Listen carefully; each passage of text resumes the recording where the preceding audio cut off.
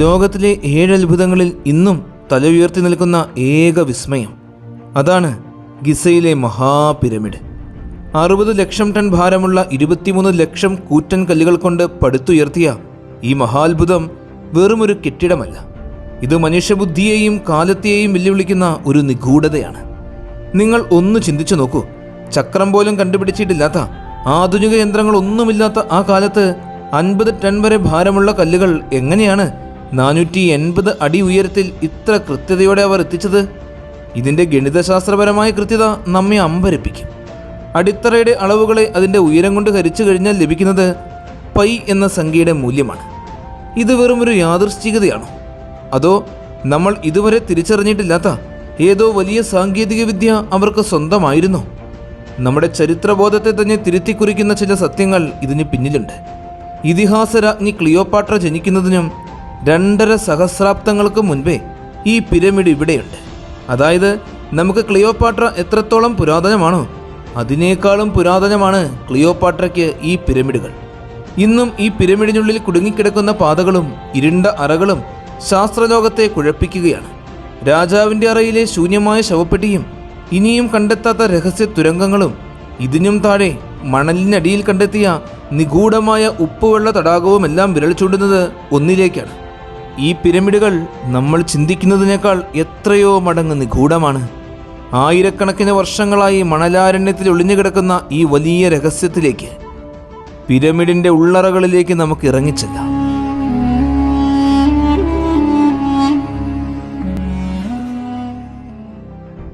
ഇതാണ് ഗിസയിലെ മഹാത്ഭുതം, great pyramid.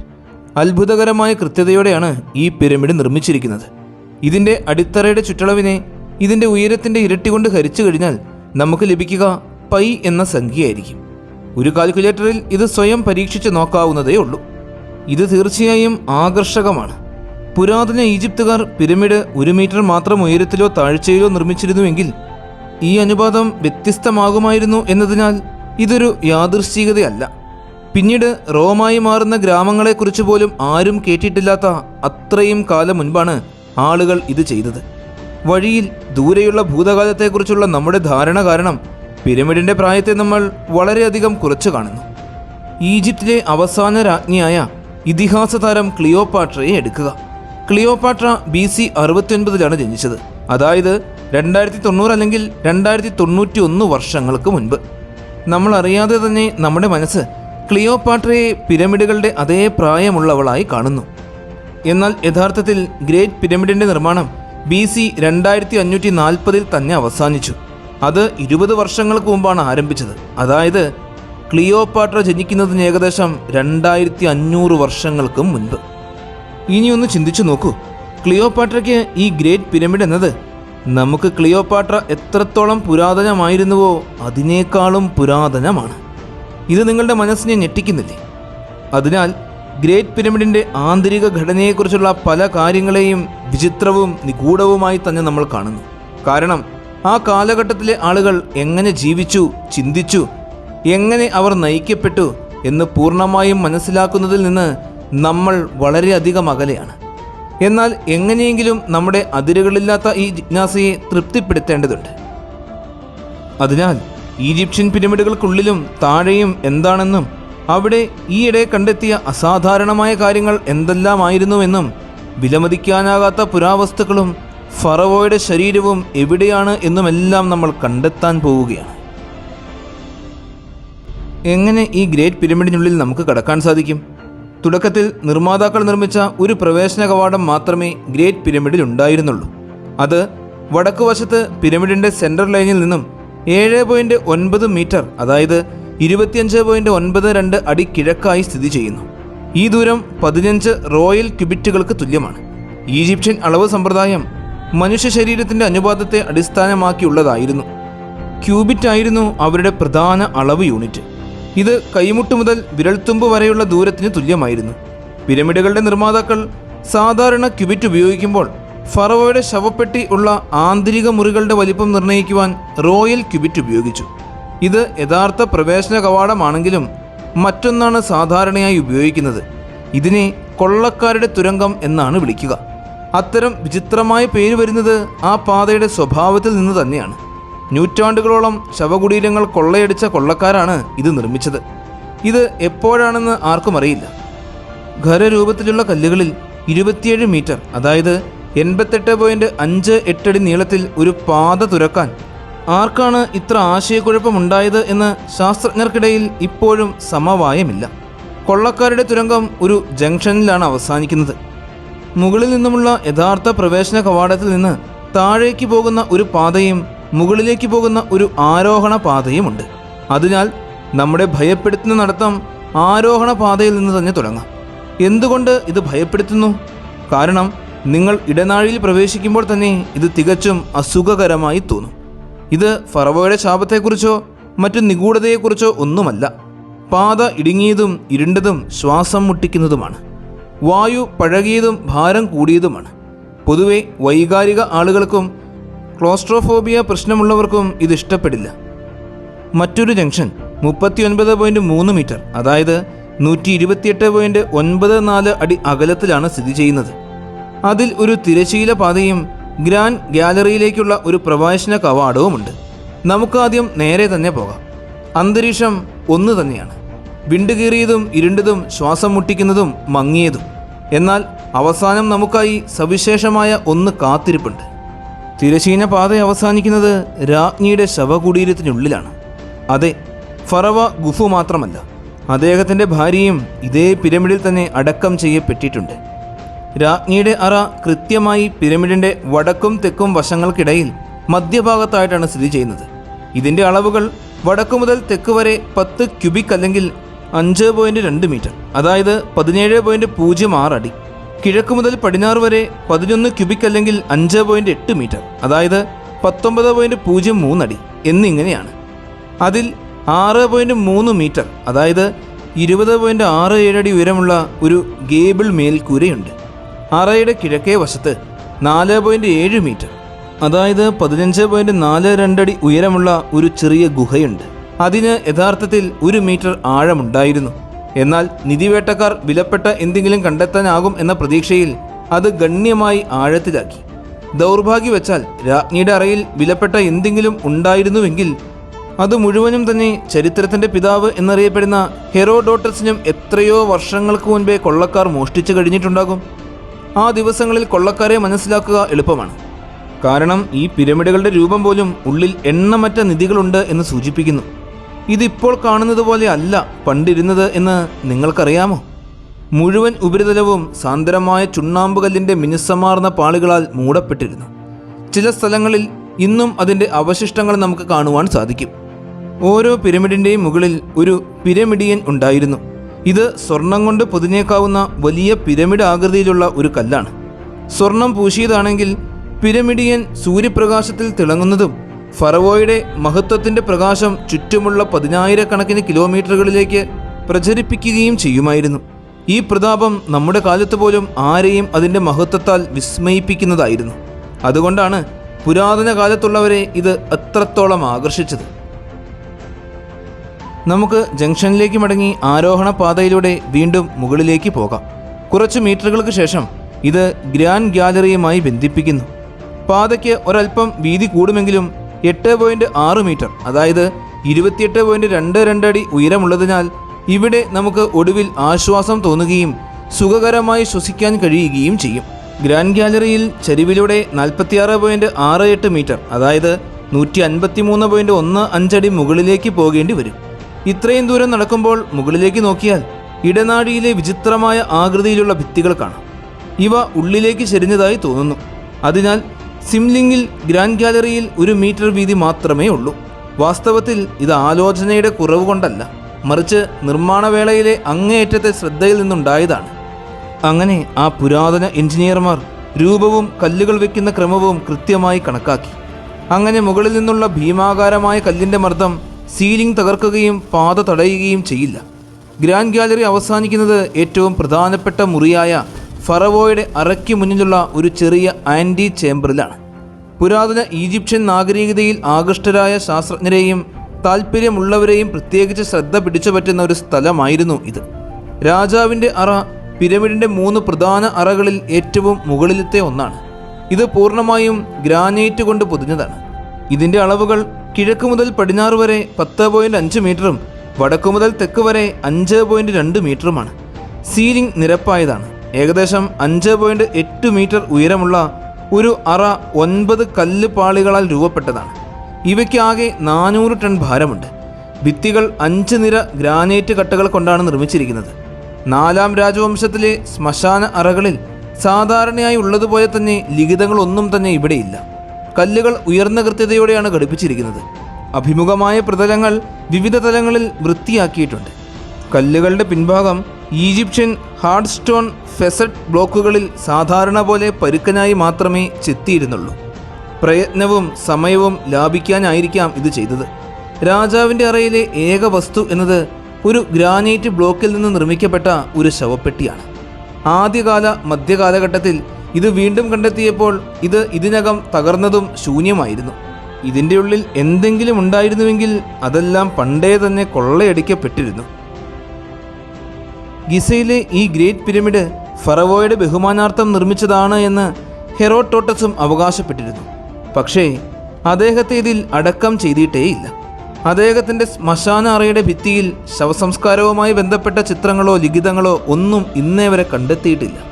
ആ കാലഘട്ടത്തിൽ ആരെയും അടക്കം ചെയ്യാത്ത ഒരു മുറിയിൽ ഇത്തരം ലിഖിതങ്ങൾ നിർമ്മിക്കുന്നത് വലിയ ദൈവനിന്ദയായിട്ടാണ് കണക്കാക്കിയിരുന്നത്. പല ആധുനിക ശാസ്ത്രജ്ഞരും ഈ സിദ്ധാന്തം പിന്തുടരുന്നു. ഗ്രേറ്റ് പിരമിഡിൽ ഇനിയും കണ്ടെത്താനാകാത്ത മുറികളുണ്ട് എന്നും ഫറവോയുടെ ശരീരം അവയിലൊന്നിൽ വിശ്രമിക്കുന്നുണ്ടാകാം എന്നും അവർ വിശ്വസിക്കുന്നു. അതിനോടൊപ്പം സങ്കല്പിക്കാൻ കഴിയാത്ത വിധം പുരാതനവും അതിശക്തകരവുമായ ഒരു നാഗരികതയുടെ വിലമതിക്കാനാകാത്ത പുരാവസ്തുക്കളും അവിടെ ഉണ്ടാകാം. വഴിയിൽ ഏറ്റവും പുതിയ ഗവേഷണങ്ങൾ സൂചിപ്പിക്കുന്നത് ഇതെല്ലാം യഥാർത്ഥത്തിൽ നിന്ന് അകലെയല്ല എന്നാണ്.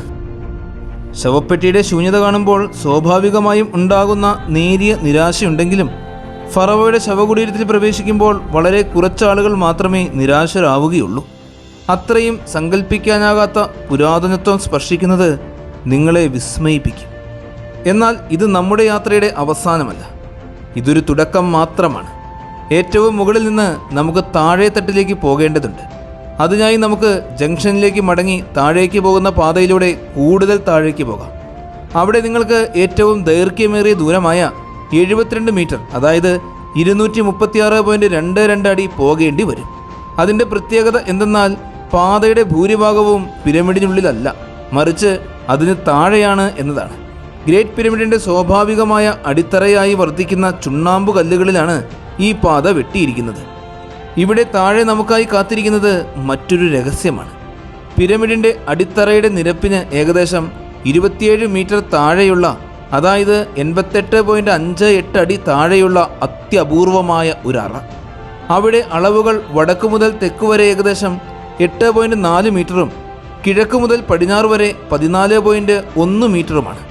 ഇതിന് ഏകദേശം 4 മീറ്റർ, അതായത് 13.12 അടി ഉയരമുണ്ട്. രഹസ്യമെന്തെന്നാൽ ഈ അറ ചെറുതല്ല, പാത നീളമുള്ളതുമാണ്. അതിനാൽ ഇത് നിർമ്മിക്കുവാൻ നിർമ്മാതാക്കൾക്ക് വലിയ അളവിൽ പരിശ്രമവും സമയവും ആവശ്യമായിരുന്നു. എന്നാൽ അവസാനം അറ പൂർത്തിയായില്ല. എന്തായിരിക്കാം തടസ്സമായത്? ഈ അറ എന്തിനു വേണ്ടിയായിരുന്നു? ഈ ചോദ്യങ്ങൾക്ക് ശാസ്ത്രലോകത്ത് ഒരൊറ്റ ഉത്തരമില്ല. കാരണം ഈ സമവാക്യത്തിന് നിരവധി അജ്ഞതകളുണ്ട്. പ്രമുഖ ഈജിപ്ഷ്യനോളജിസ്റ്റ് ക്രിസ് ന്യൂട്ടൺ ഒരു അഭിമുഖത്തിൽ തൻ്റെ കാഴ്ചപ്പാട് പറഞ്ഞു. ന്യൂട്ടൺ പറയുന്നതനുസരിച്ച് പദ്ധതി മാറിയതിനാലാണ് അറ പൂർത്തിയാക്കാത്തത് എന്ന് അദ്ദേഹം ആദ്യം കരുതി.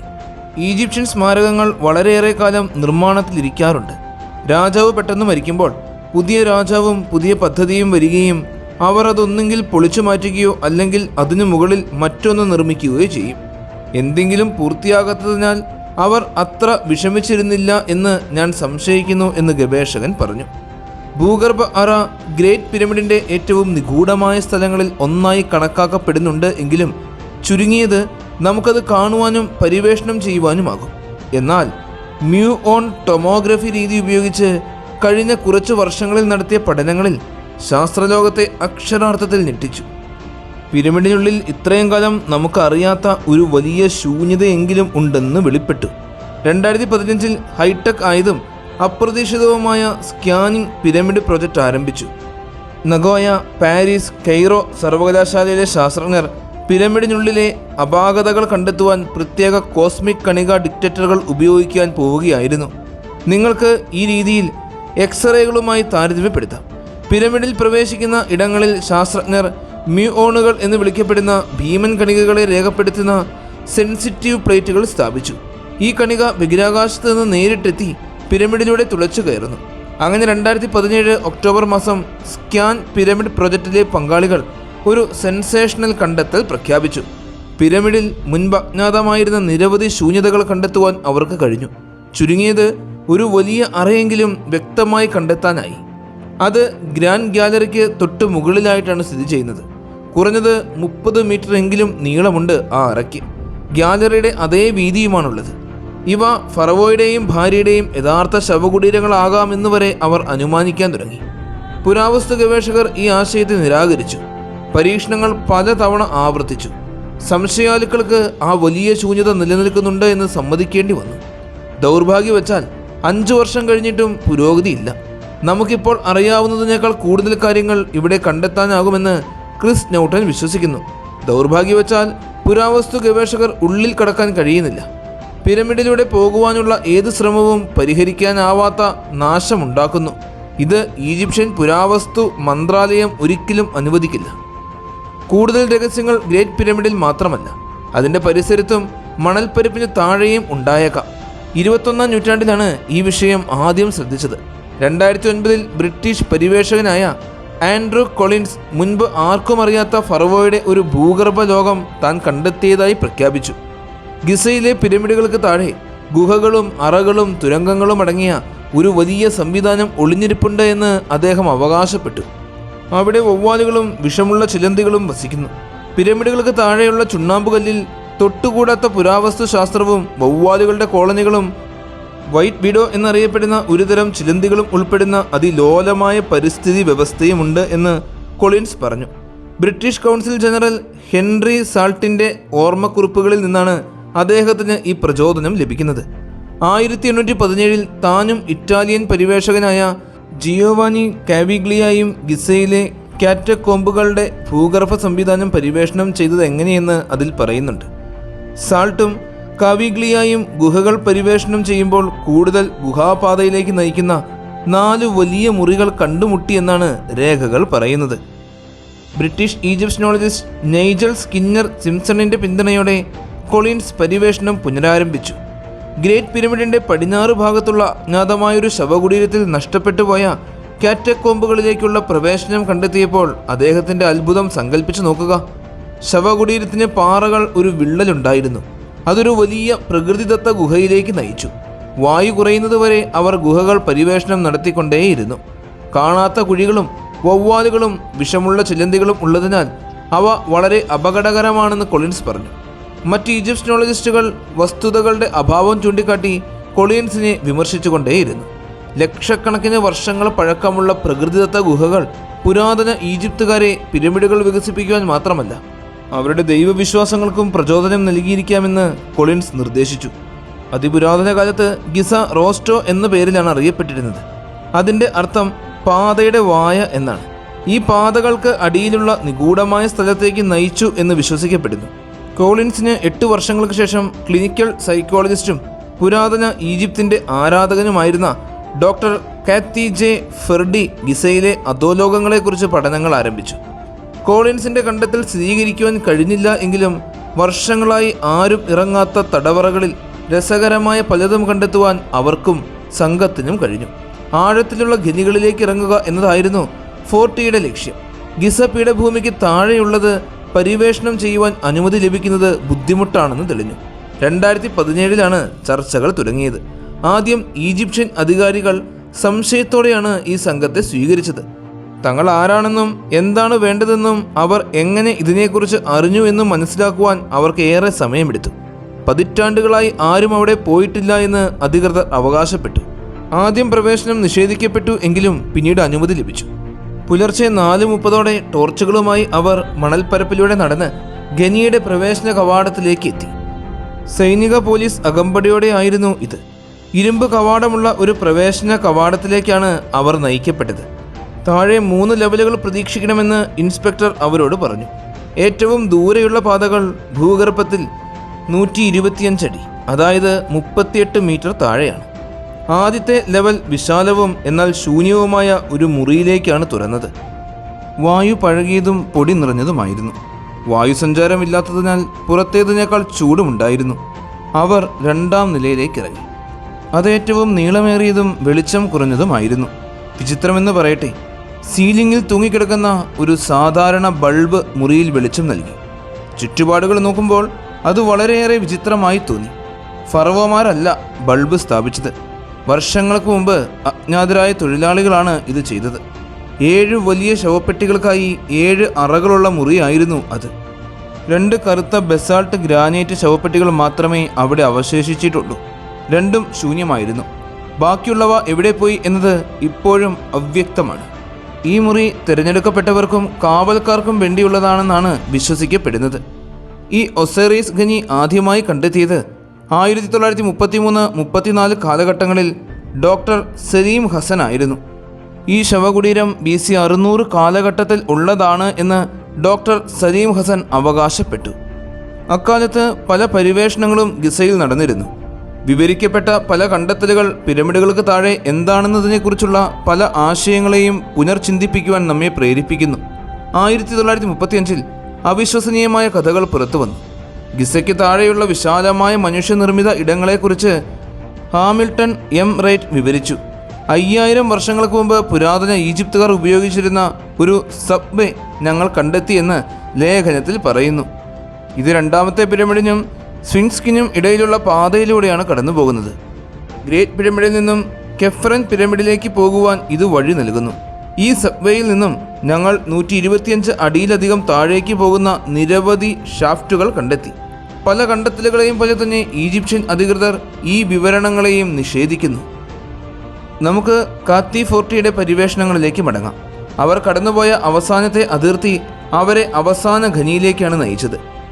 ഖനി വെള്ളപ്പൊക്കത്തിലായതിനാൽ അവിടെ കടന്നു പോകുവാൻ പ്രയാസമായി മാറി. അതെ, ഈജിപ്ഷ്യൻ മരുഭൂമിയിൽ പിരമിഡിന് താഴെ ധാരാളം വെള്ളമുണ്ടായിരുന്നു. ഇത് വളരെ കാലമായി അവിടെയുണ്ട്. 1934 തന്നെ 3ാമത്തെ അറ വെള്ളത്തിനടിയിലായി കഴിഞ്ഞു. വെള്ളം പമ്പ് ചെയ്ത് കളയുവാൻ ഡോക്ടർ സലീം ഹസൻ ശ്രമിച്ചുവെങ്കിലും ജലനിരപ്പ് ഒരൽപ്പം പോലും കുറഞ്ഞില്ല. അതിനർത്ഥം ജലസ്രോതസ് സ്ഥിരമാണ് എന്നാണ്. നെയിൽ നദി വളരെ അകലെ ആയതിനാൽ ഇത് സംശയിക്കാൻ കഴിയില്ല. സംഘം ജലസാമ്പിളുകൾ എടുത്ത് പരിശോധിച്ചു. വെള്ളത്തിലെ ഉപ്പിൻ്റെ അളവ് നെയിൽ നദിയിലുള്ളതിനേക്കാൾ കൂടുതലാണെന്നും എന്നാൽ മെഡിറ്ററേനിയൻ കടലിനേക്കാൾ കുറവാണ് എന്നും കണ്ടെത്തി. ഈ ഉപ്പുവെള്ളം ഇവിടേക്ക് എവിടെ നിന്നും വന്നു? ഗവേഷകർ ഏറ്റവും വ്യക്തമായ ഒരു നിഗമനത്തിലെത്തിച്ചേർന്നു. കൗവാരയിലെ ലാബിരിന്തുകളും ഗിസ പീഠഭൂമിയും ഭൂഗർഭ തുരങ്കങ്ങളാൽ ബന്ധപ്പെട്ടിട്ടുണ്ടെന്ന് ഹെറോഡോട്ടസ് തന്നെ എഴുതിയിട്ടുമുണ്ട്. ഗിസയിലെ ഒസൈറിസ് ഖനിയിലെ ഉപ്പുവെള്ളത്തിൻ്റെ ഉത്ഭവം ഇത് വിശദീകരിക്കുകയും ചെയ്യുന്നു. ഈജിപ്ഷ്യൻ അധികൃതർ ഇത്തരം നിഗൂഢമായ സ്ഥലങ്ങളിലേക്ക് പ്രവേശനം നൽകുവാൻ മടിക്കുകയാണ്. അതിൻ്റെ കാരണങ്ങൾ നിഗൂഢവും മതപരവും അല്ലെങ്കിൽ രാഷ്ട്രീയവുമാകാം. ചുരുക്കത്തിൽ ഈജിപ്തിലെ ഗ്രേറ്റ് പിരമിഡ് കേവലം കല്ലുകൾ കൊണ്ട് നിർമ്മിച്ച ഒരു കെട്ടിടം മാത്രമല്ല.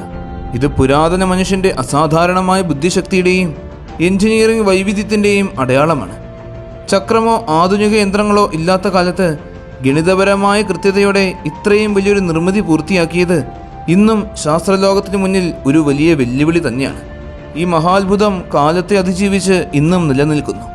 പിരമിഡുകൾക്കുള്ളിലെ നിഗൂഢമായ അറകൾ, സ്ക്യാൻ പിരമിഡ് പദ്ധതിയിലൂടെ കണ്ടെത്തിയ വലിയ ശൂന്യമായ ഇടങ്ങൾ, പിരമിഡിന് താഴെയുള്ള അജ്ഞാതമായ ഭൂഗർഭ തുരങ്കങ്ങൾ എന്നിവയെല്ലാം വിരൽ ചൂണ്ടുന്നത് ഇനിയും കണ്ടെത്താനിരിക്കുന്ന വലിയ വലിയ രഹസ്യങ്ങളിലേക്കാണ്.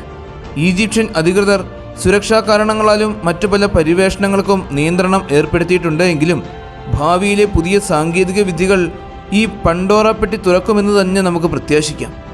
അന്നൊരു പക്ഷേ ഈജിപ്ഷ്യൻ സംസ്കാരത്തെക്കുറിച്ചും മനുഷ്യ ചരിത്രത്തെക്കുറിച്ച് തന്നെയുമുള്ള നിലവിലുള്ള നമ്മുടെ എല്ലാ ധാരണകളും തിരുത്തി കുറിക്കപ്പെട്ടേക്കാം.